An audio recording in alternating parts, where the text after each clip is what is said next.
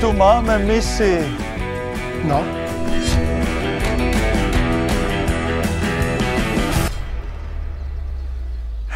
Hermane, kde jsou lidi? Už by tu měli být.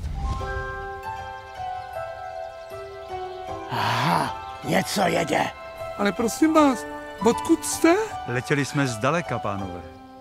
Co vám říkají klimatické změny? Chodíte do kostela? Ježiš, to je hezký. No to ne. Mohl bych fouknout já místo něj? No oba dva si fouknete. Budeme vás sledovat ze zhora. Vypni to!